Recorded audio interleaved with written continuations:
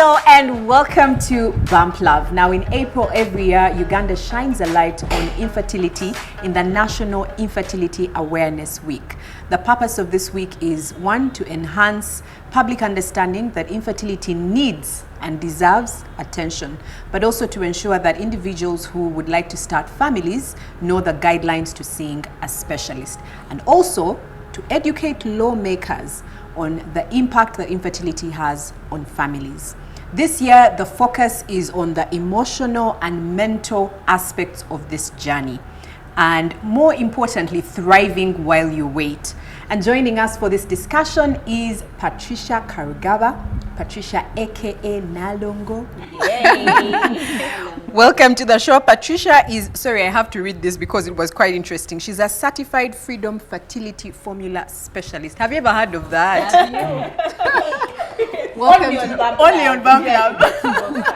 Yeah. Welcome to the show, Patricia. Thank you. Thank you very much. We're really, really excited for this conversation. And to start us off, we understand that you dealt with infertility. How did you deal and how did you cope? Okay, thank you. Let me reintroduce myself. Please. My name is Patricia Paula Karugaba. Some of the people watching will recognize me from my day job. I work at Nina Interiors. It's still the best place to get furniture, especially when there's a sale. Mm-hmm. But today I'm not here wearing that hat. Like she said, we have the it's actually National Infertility Awareness Week. But I just can't deal with the infertility, so I call it National Fertility Awareness Week. It just sort of has a positive vibe to it. Yes. I like that. Yeah, so I'm here, I call myself an IVF veteran. I did 4 IVFs, succeeded on the 5th. Wow. That's 4 failures. Yeah. And I'm an infertility warrior. I was married 10 years without a child. And, you know, I've done that. I got the t-shirt. I don't want to do it again. And because of what I've been through, I just have this deep sense of need, of obligation to help others cross over. So some people will say, oh, it's a passion, you're passionate about it. No, I'm not passionate about it. There's just a deep... Like it's a purpose. Let me say it in Luganda. It's a banja. I feel that because I got through it, I just can't leave the others behind. Yes, especially since having gone through it, I know that there are some silly things we do that could make our journey shorter and less painful. So having gone through that, it now just became my thing that I do. I still have a full-time day job, so I've had to single out one day. I've had to structure my week and single out one day that I do fertility work. So I went public with my story, really by mistake. It's funny how it happened. Flair magazine was featuring 40-something women, and they featured me. And, you know, having gone through all the questions, the interviewer asked, do you have children? At the time I didn't, so I said no, but I have dogs and I love them. People were not very comfortable with that comment, including the editor, because I was called back to ask, did you really want that comment to run? I said, no, I'm open book, that's my life, and it's fine. At that time, we had given up on having children. So it ran. Now, fast forward about 2 or 3 years later, I got pregnant and I did a photo shoot that was on Facebook and it blew up. So then Flair came back and said, we need to do another story because we have the one where you mentioned having dogs as children, and now here you are, you have twins. So I did that story, and when I did that story, so many people called in, was seeking me out to ask how I can help them. Even those who didn't have an issue were like, oh, my friend has this issue, can you talk to her? And so people would tell me, oh, start an NGO. And I'm like, an NGO? But anyway, I was a Nakawere, I had my own personal issues. I wasn't quite ready for it. And the few people that I did try to help, my goodness, their stories were really, really sad. I was not ready to go back into that. So I went undercover again, went back to my normal work at Nina Interiors. But like I said, it's a banja, it's a debt, and that debt collector comes knocking. So finally I came back again and told my story. I think during lockdown, in the same week, National Fertility Awareness Week, I told my story. It was supposed to take 1 hour. We ended up doing 2 hours. Whoa. And after that, I realized it wasn't enough to tell a story. How often can you tell a story? Sure. It will be new for the person who hasn't had it, but for those who've had it, it's just a story. I needed to be more useful to people who are going through fertility challenges. So this is lockdown, we have time, we have data, everything is online. I discovered that I can do a course. And so I did a course to be a fertility coach. Just like you have a business coach, you can also have a fertility coach. And specifically, I became a freedom fertility formula specialist. Yes. Before I say freedom fighter, because that's what I know. I've been trying to say the freedom fertility formula specialist. Please explain to us, what does that specialist do? I like that you brought it up, freedom fighter. I don't like to think of fighting, but I like that you brought it up that way. Well, the freedom fertility formula was crafted by a British lady called Danny Griffith. And really what it is it's a unique blend of coaching, counseling, and mind-body techniques that empower you to feel right emotionally. Because the way you feel right emotionally is not necessarily right for me. It has to be tailored to you. What it does is it empowers you as someone who's going through this very emotional journey to be able to live your life fully, instead of living like I did, undercover, smiling, yet you're crying every night, or being touchy. Oh, we can be touchy. Women who are going through fertility things, we have ntondo. So instead of being so sensitive and getting angry with people all the time, it's a 16-week program. It's designed to be online, but here in Uganda, I see that doing it online, links are breaking. I don't have data, so I meet one-to-one, 16 weeks every other week. We go through the program. It's self-discovery. You go back to the beginning to find out really where did this thing happen, where did it start, because I find, and it is official, that there are emotional blocks to you conceiving. You can actually fail to conceive because of the emotional blocks. Going back to root maps that were formed, you'll find that maybe in your childhood, or maybe you had a difficult childbirth, or your mother went through difficulty producing you, or you witnessed someone going through a difficult childbirth, and it just sticks there. And subconsciously, you're blocking that from happening to you, just like that. And without you knowing, you're blocking your fertility. So this formula, it is not a guarantee. No one can give you a guarantee that you'll have a baby. No one. And if anybody says, come, I guarantee you'll have a baby, run for your life, run. Yeah. But it does improve your chances because it gives you a good emotional foundation. Yes, so that's what a freedom fertility formula specialist does. I do it every Thursday. It can be online or it can be in person. Yes. Just hearing you speak, I don't even need it, but I feel like I want to come to you. And that's the interesting thing. To at least remove some emotional blocks. That's the problem. The very interesting thing is that it can apply to whatever life crisis you're going through, a midlife crisis, a transition in job, unemployment, marital issues. It somehow applies. Did I document it? I know that story. Baby arrives, you forget all the years of things. Can you forget? She has never. She can tell you. No, let me tell you guys. She can tell you every bit, and I beg, please tell her. Please tell her. The high experience, the room experience. Please. I don't know if you have the time for me to give you blow by blow. I am a writer. I write. I blog.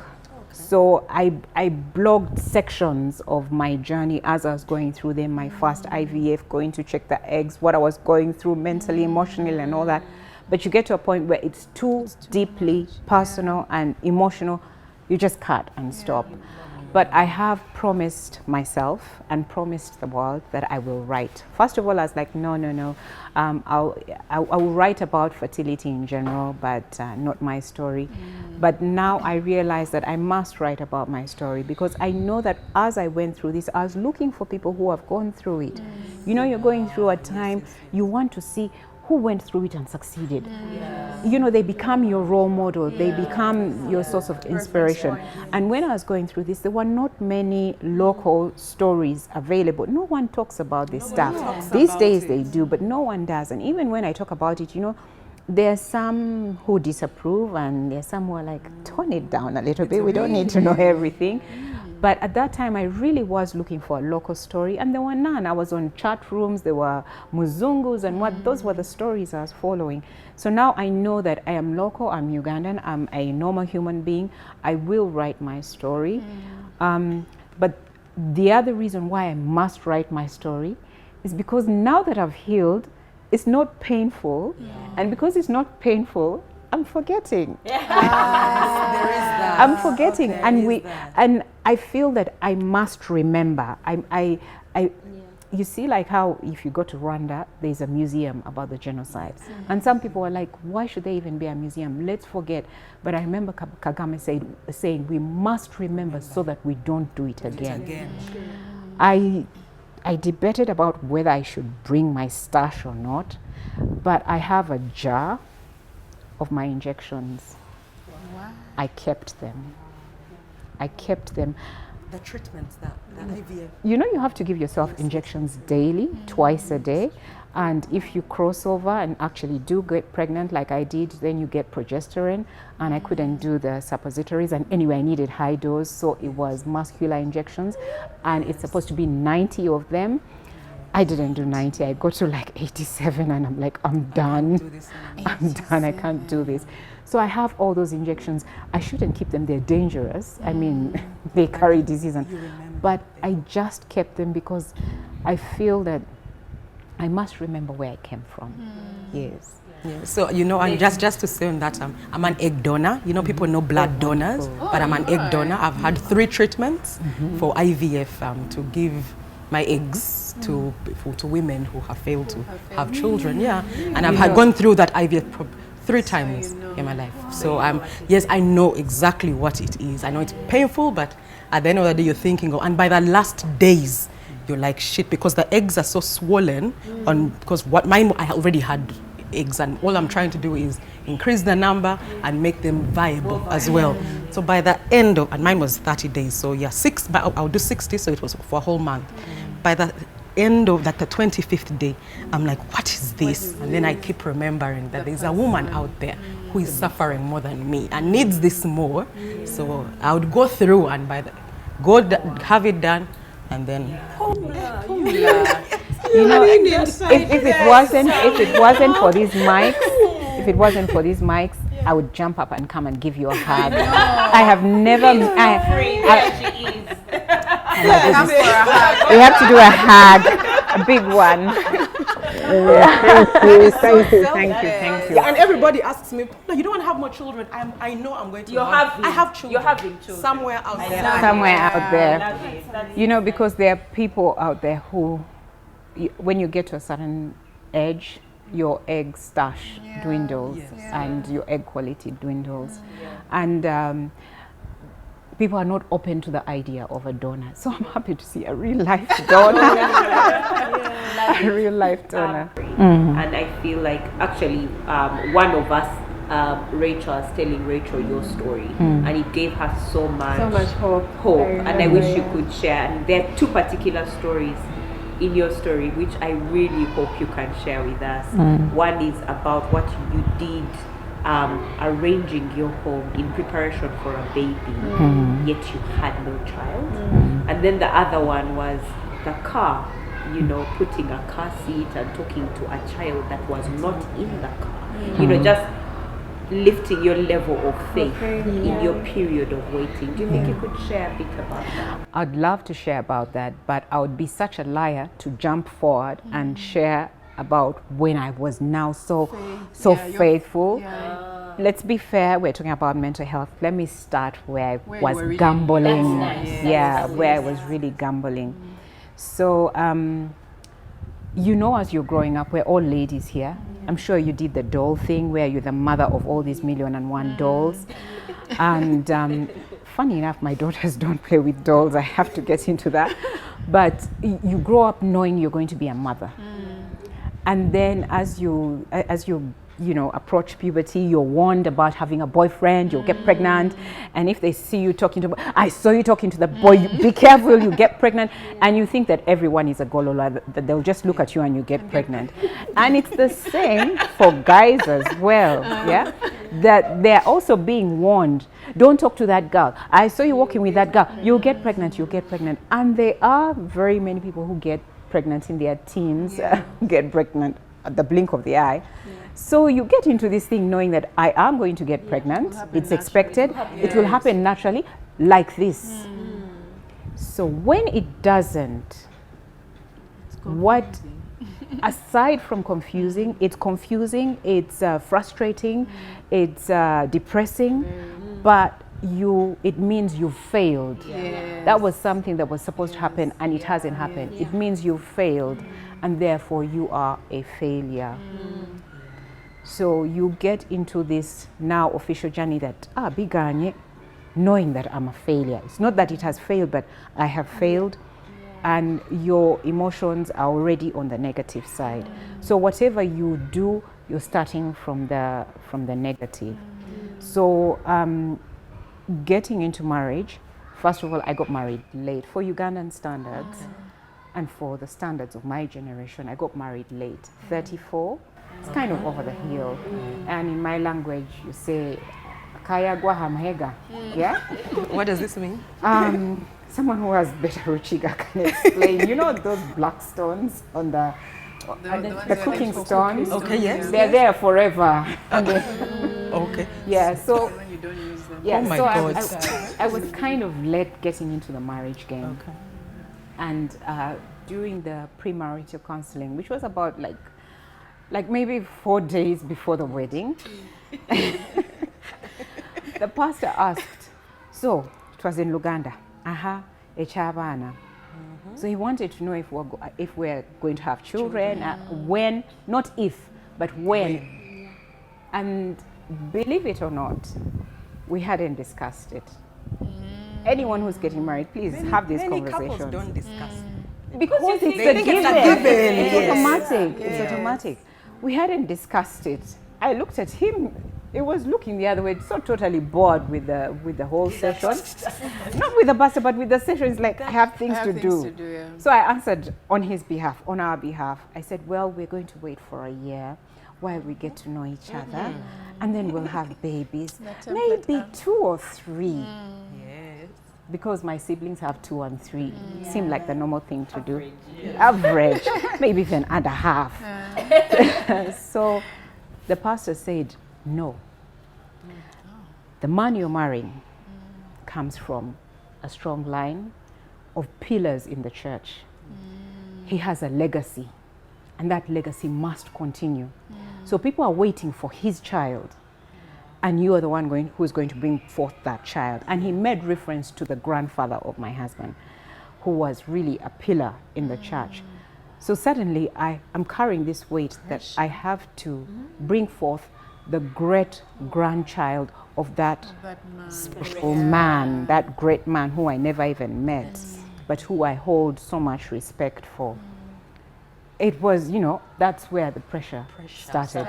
And the way it was put to me, you would think that my husband was the only boy or that he was the only grandson. Far from it, he has so many brothers. But that's the pressure that I carried into the marriage. It wasn't at the front, it was just at the back. I need to. So when it didn't happen within year 1, I went to the doctors to do a general checkup because I didn't think there was anything wrong. I was just like, let's speed things up. Let's just make sure all the T's are crossed and the I's are dotted. Let's just make sure things are okay. After all, I am 34. I'm kind of Still young. no. No, I knew I was darling. not young. Infertility, No. 34 No, that's- is not young. Not young at all. Okay, Not at carry all. on. Let's not go down a rabbit hole. Not young at all. Yeah. No, let's carry on. All right. Let's carry on. So anyway, I go to see the doctor and I did the first test that they'll do. They'll check your hormones. It's a blood test at a certain time of the month. They'll do a scan to see whether you have polycystic ovarian syndrome. We're not going to go into that. They will do the tube check. My God, that tube check is painful. I'm yet to meet someone who said it was a breeze. First of all, you've got to open your legs. Then this guy was fidgeting in between there, fidgeting like, you know, like how a mechanica is in a bonnet. And he was trying to pump this dye through my tubes. And later, as I read, our tubes are not a tube like you see a wire or what. They are tiny. But he's trying to pump a dye through that tube. Then he'll do an x-ray to see whether the dye runs right through. It was terribly painful. So anyway, the doctors say, you're fine. Now we need to check your husband. But there's some indication of PCO. So just to be on the safe side, take metformin. Metformin is a diabetic drug. Yes, somehow it works with PCO. Okay. So I was not diabetic, but I was taking metformin. That drug made me feel awful, terribly awful. And the doctor told me, make sure you eat. Take a bowl of porridge to balance it out. And here I am trying to stay slim and I have to do a bowl of porridge and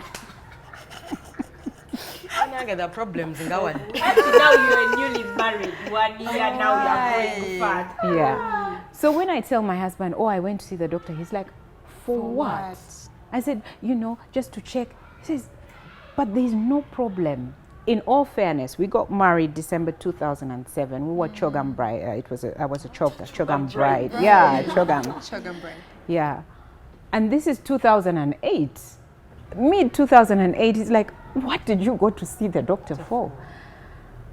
God is the one who gives babies. That's true. Just wait it out. God will give the baby will come. So, and anyway, remember the drug is making me feel awful. I'm like, and the experience of doing the tube dye, so I put that on hold. And yes, in 2009, boom, I conceived. I conceived. It was the happiest time of my life, and I was keeping it a secret. You know, I'll just be there and I smile. Your secrets. You're the only one who knows. I have my secret. At that time, selfies were not a big thing, but I was seriously having conversations with myself and my baby.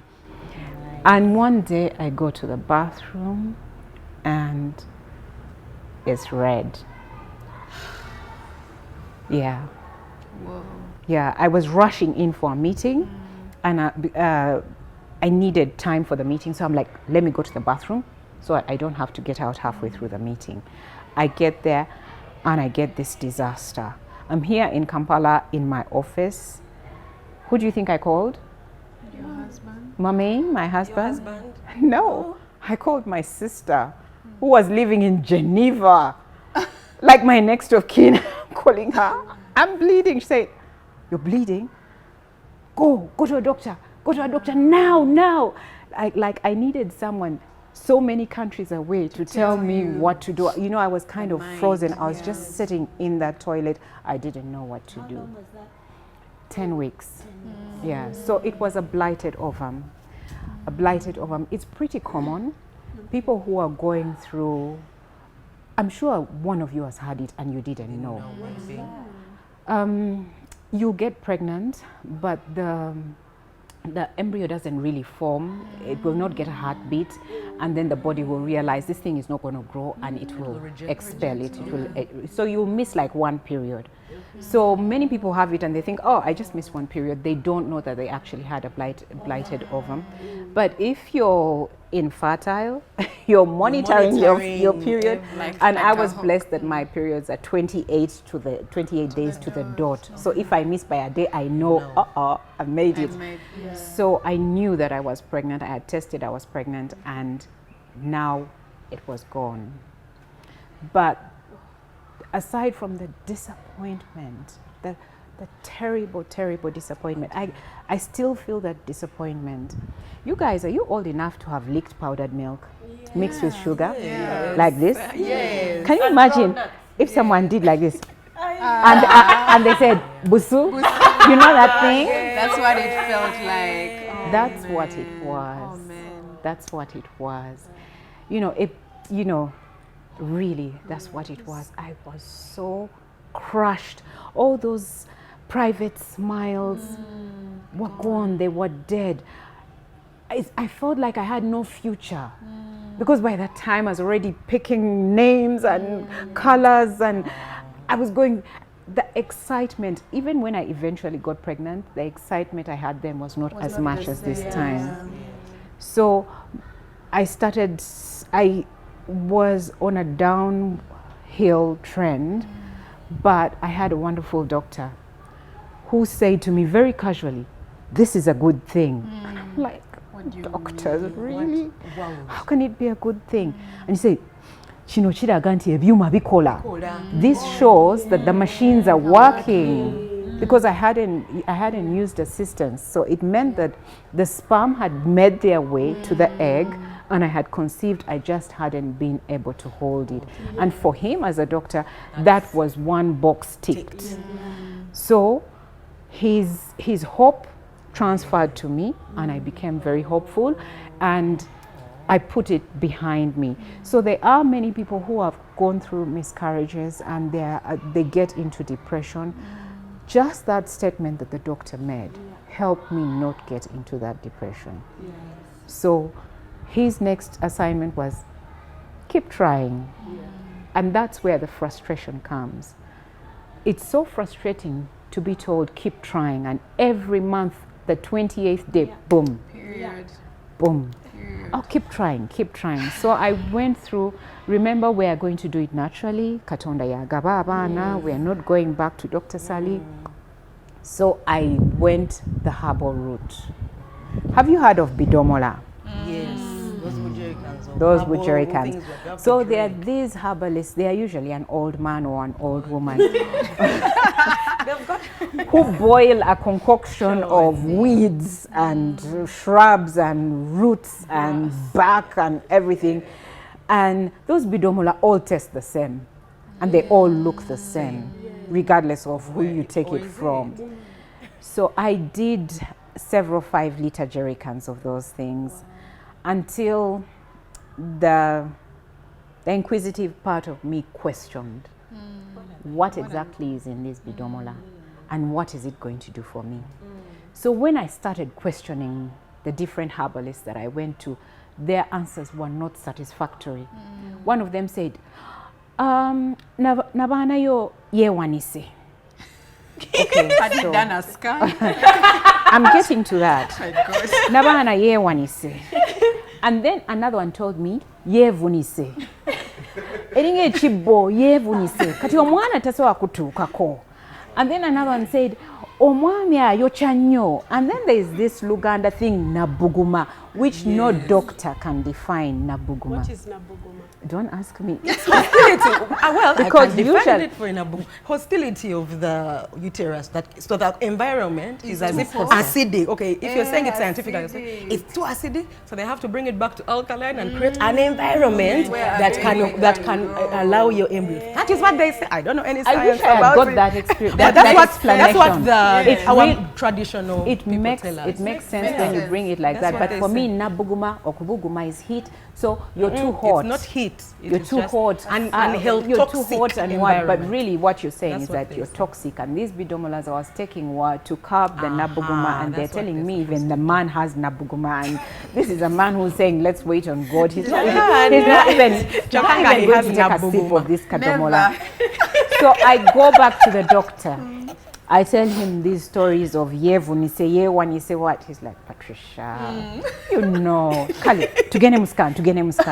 He's a personal friend, so he'll send me down to the scan, and when it's my turn, they call him down, and we talk through it. I was lucky that I had a doctor who I had a personal relationship with, and he told me, your uterus.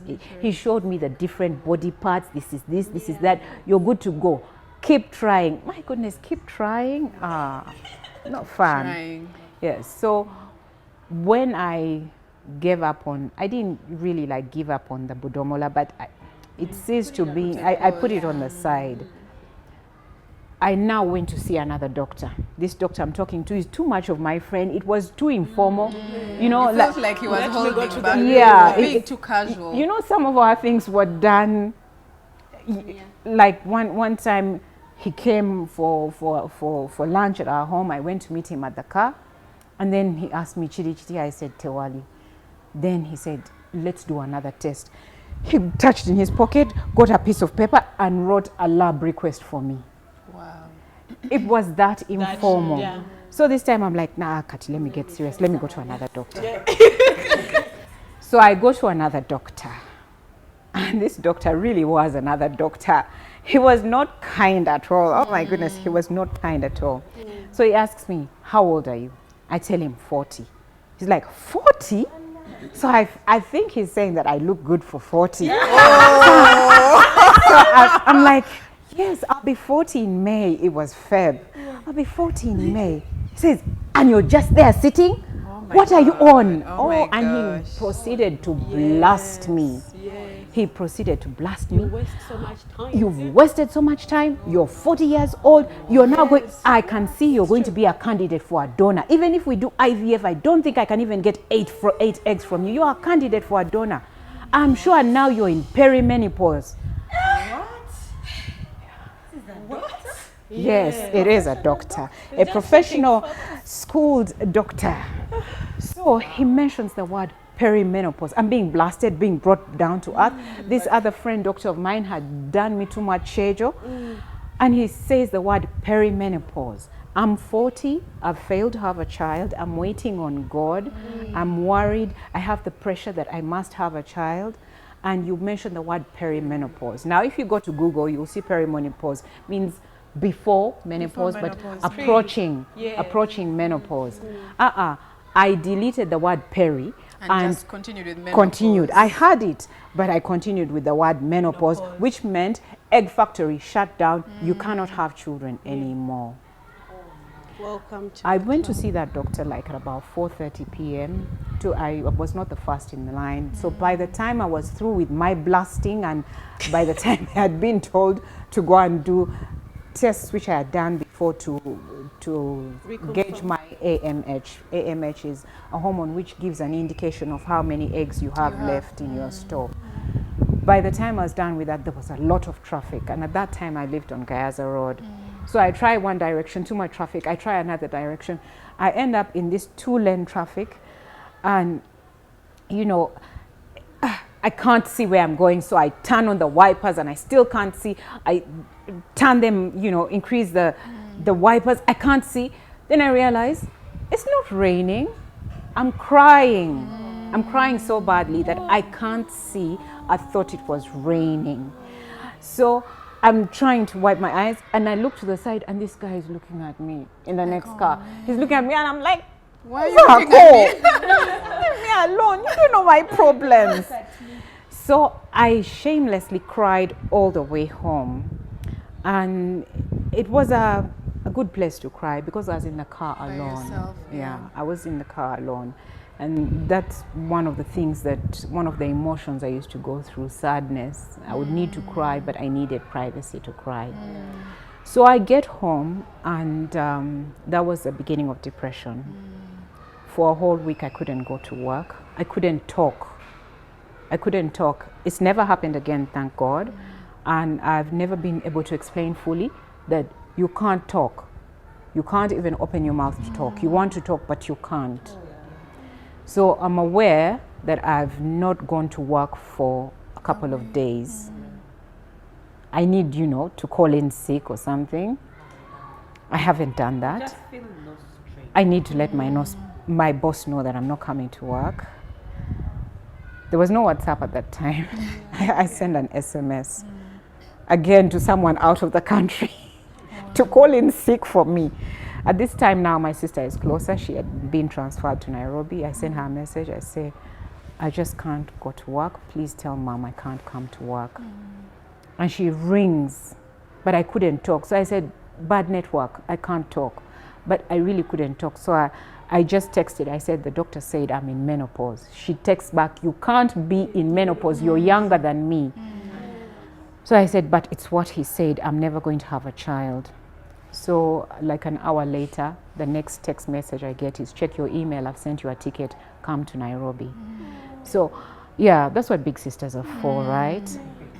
So I thought she's taking me to Nairobi, Bambi Pole, sorry, sorry. I thought it was that kind of thing. But straight from the airport, Nairobi traffic the way it is, we didn't go home. She took another route and she's like, we're going to a doctor.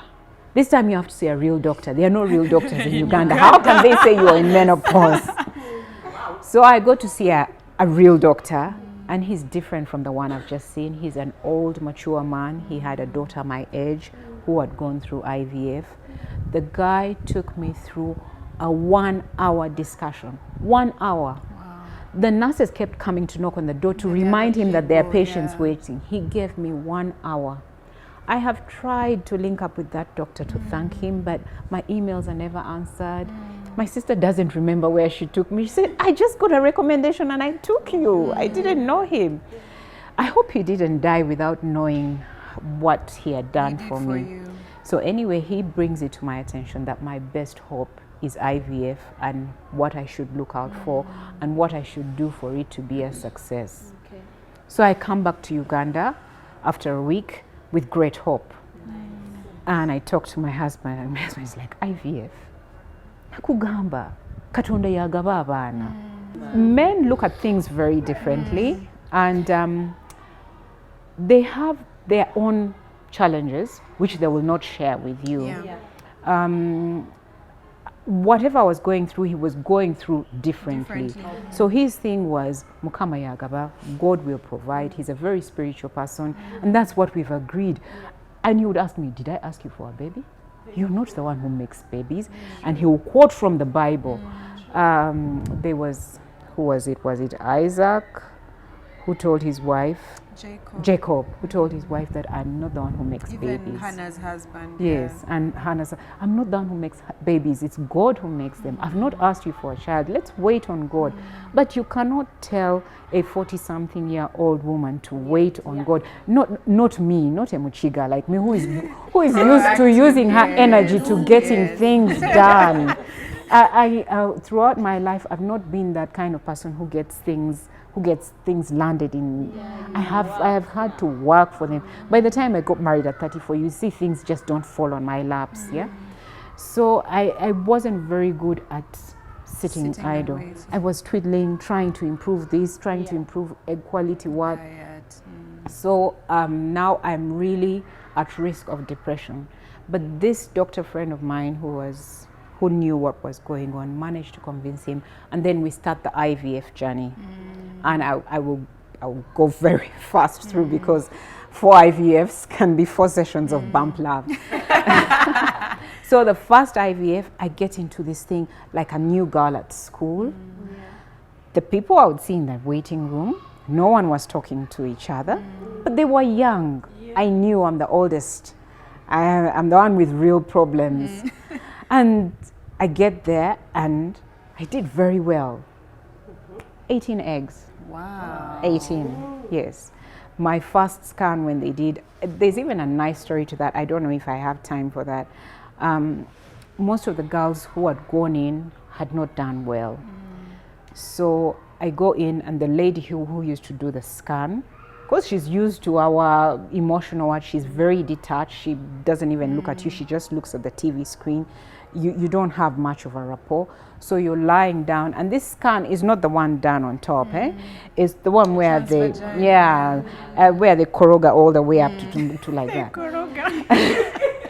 That's the one, they koroga. Yeah. So I'm looking at her. I'm trying to see the screen. I can't see the screen. So I'm just looking at her face, because her face will tell me what's on the screen. Yeah. But before we got in, I had prayed and prayed and prayed and prayed. And I had done blog posts about it. And I visualized, and I said, God, when I get in there, you're going to surprise me.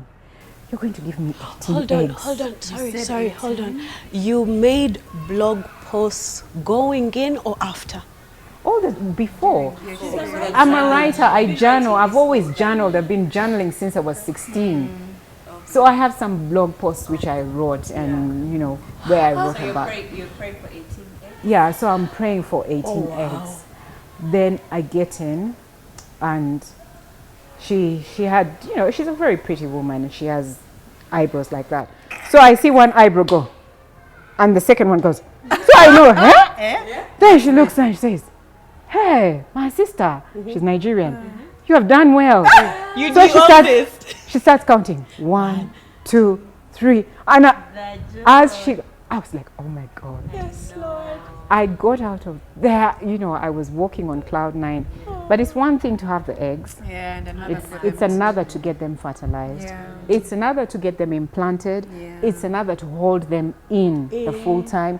It's another to have a live birth. Yeah. Wow. It never ends. Yeah. Every box. So IVF number 1 was a total failure. I lost all those 18 eggs. It was a total failure.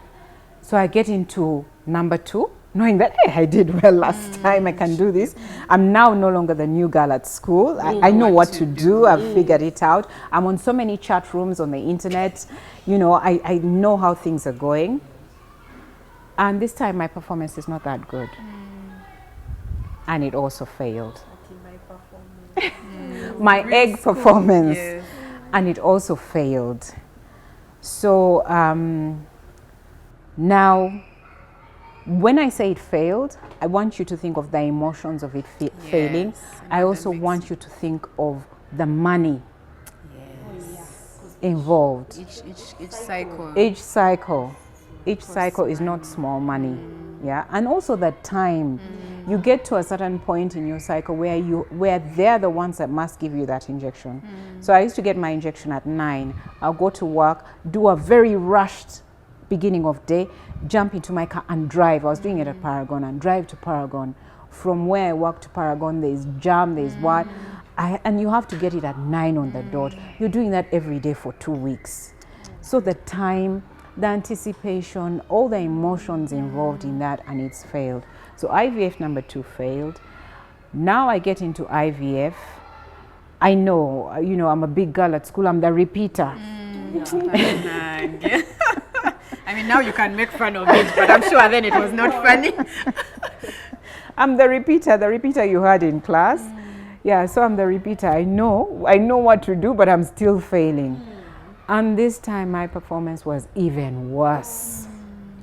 But somehow, while people fail and they're like, I never want to do it again, each time I failed, I was like, okay, I'll do a postmortem. I'll go on internet and do a postmortem for myself. And what I would advise all of you, if you're doing IVF, please have that chat with your doctor to understand why it failed.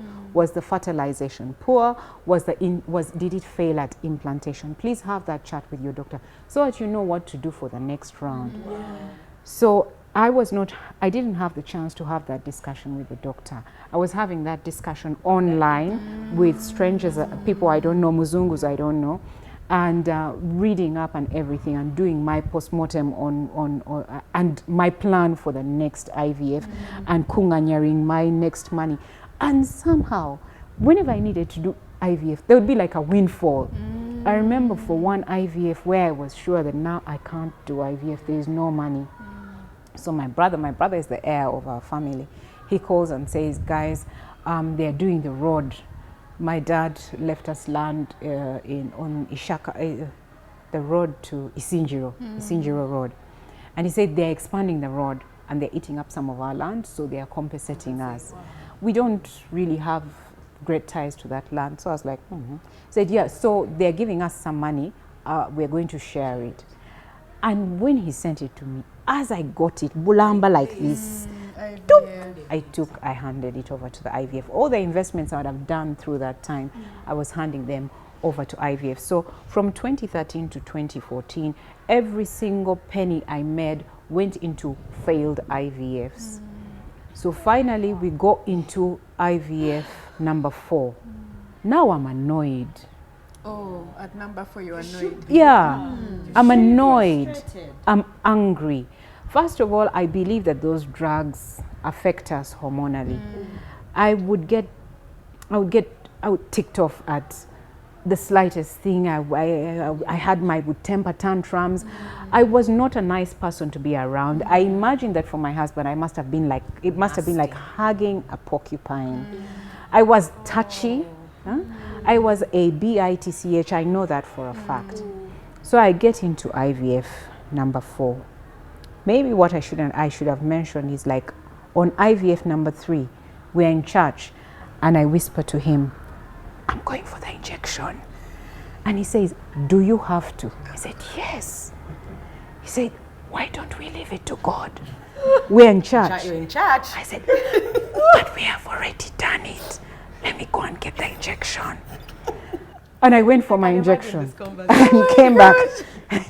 So I know we're really enjoying this story, but I need you to summarize. No, I want to reach the part of the car and the house. She's going to get there. She's going to get there, yes. So IVF number 4, halfway through injections, he puts his foot down and says, I'm done. We are not doing this anymore. Oh, midway the cycle? Midway cycle of IVF number 4. I've paid.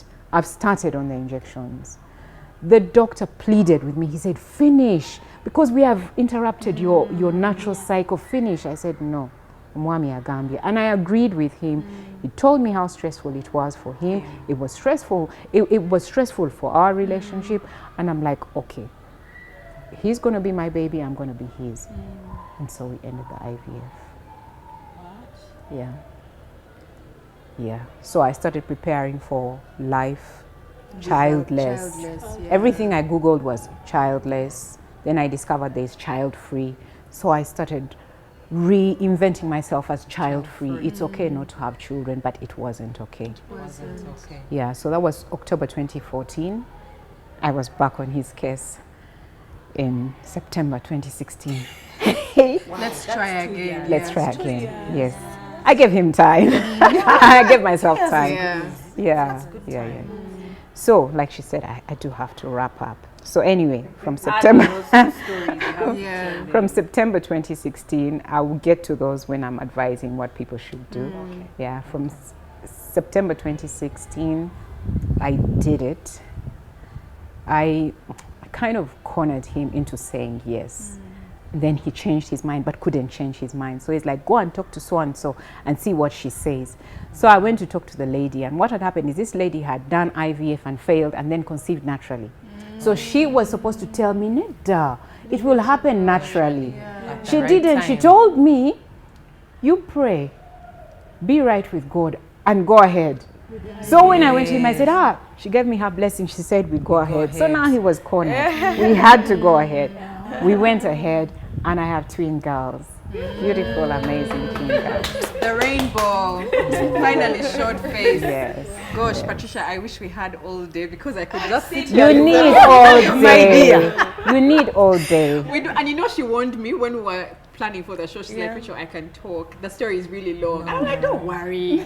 And I'm sure this is a figure it out. No, I'm like, she asked me, she said, please be detailed. And I'm like, we do what do you know what you're getting?